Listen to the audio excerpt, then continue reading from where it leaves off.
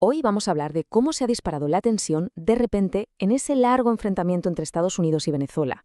El centro de todo, un petrolero, el Mar Caribe y una crisis que, ojo, parece que está entrando en una fase completamente nueva y, la verdad, bastante más peligrosa. Venga, vamos a ver qué está pasando exactamente. Todo empieza aquí, en las aguas del Caribe, justo frente a la costa de Venezuela, un punto caliente geopolítico de toda la vida que, una vez más, está a punto de estallar. Y esta es la frase que lo cambia todo. Una advertencia muy directa de Estados Unidos que, vamos, sonaba totalmente a que algo gordo e inminente iba a pasar. Y es que lo que ha provocado toda esta nueva tensión es un único suceso, un acto que podría cambiar por completo las reglas del juego en la región. Pues sí, la Guardia Costera estadounidense abordó y se hizo con el control del Zipper. Y no era un barco cualquiera, claro, llevaba la principal fuente de ingresos de Venezuela, petróleo crudo.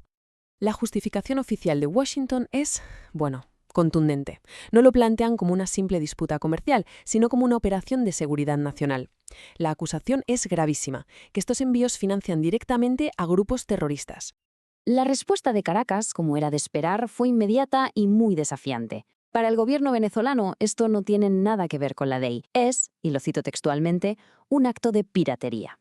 Así que tenemos dos versiones totalmente opuestas sobre la mesa.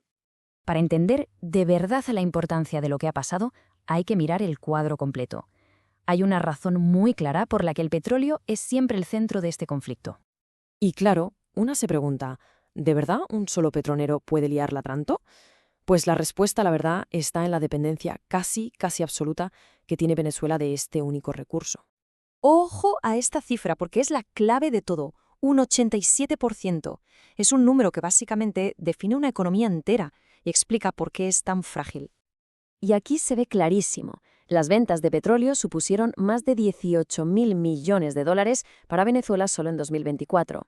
O sea, el 87% de todo lo que exportan. Es literalmente el motor financiero que mantiene el país en marcha. Pero aquí viene lo curioso. Aunque el petróleo es vital, la producción se ha desplomado, vamos, ha caído en picado. Para que nos hagamos una idea, antes de 1999 sacaban 3,5 millones de barriles al día. Hoy apenas llegan a los 900.000. Es una caída brutal, claro, producto de una mezcla de todo. Años de mala gestión, de falta de inversión y, por supuesto, del propio peso de las sanciones. El resultado es que su principal industria está en una crisis profundísima. Y el impacto en el día a día de la gente es tremendo. Esta especie de tormenta perfecta, con menos producción y precios del petróleo más bajos, ha hecho que el Producto Interior Bruto del país se haya reducido a más de la mitad desde que Nicolás Maduro llegó al poder. Claro, todo esto no ha pasado de la noche a la mañana. La presión económica por parte de Estados Unidos ha sido un factor clave durante años. En resumen, y para ir rápido, Maduro llega al poder. La primera administración Trump le impone unas sanciones asfixiantes. Luego, la administración Biden la relaja un poquito para intentar buscar un acuerdo político. Y ahora la presión vuelve con más fuerza que nunca. Y con esto volvemos al presente, a una estrategia de Estados Unidos que parece estar cambiando de marcha, pasando de las sanciones económicas a la acción física, directa. La sensación general es que la captura del skipper no es un hecho aislado, que podría ser la primera ficha de dominó en caer, el pistoletazo de salina a una campaña mucho más amplia y directa. ¿Y de qué tamaño podría ser esta campaña? Pues según fuentes de la industria, hay más de 30 barcos sancionados como este operando por la zona, cada uno de ellos un objetivo potencial. Y los datos lo confirman. Reuters habla de más de 30 posibles objetivos. El Tesoro estadounidense acaba de añadir 6 barcos más a su lista negra esta misma semana. Y por si fuera poco, investigaciones de inteligencia de fuentes abiertas han localizado al menos 8 de estos barcos ahora mismo navegando frente a Venezuela. O sea que objetivos no faltan. Y Estados Unidos insiste en su postura. El mensaje es muy claro. Consideran que estos envíos son una fuente de financiación para actividades ilegales y están decididos a pararlos por la fuerza si hace falta. Y todo esto nos lleva a la pregunta del millón. Ya hemos visto presión económica antes, pero ¿qué hace que esta vez pueda ser diferente? Y sobre todo, ¿cuáles son las consecuencias para la gente de a pie? Porque detrás de toda esta geopolítica y estas cifras está el coste humano, y es brutal. Casi 8 millones de personas que han tenido que irse de sus casas, de su país. Es una de las mayores crisis migratorias del mundo, provocada por años de colapso económico, de escasez de todo, de inestabilidad política.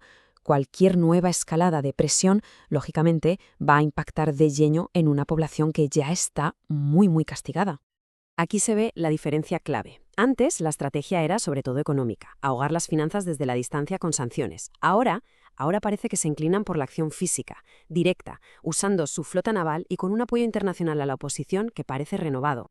La estrategia de máxima presión que ya vimos en el pasado al final no consiguió un cambio de régimen.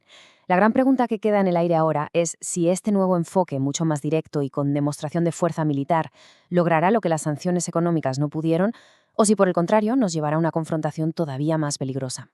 El resultado, desde luego, está por verse.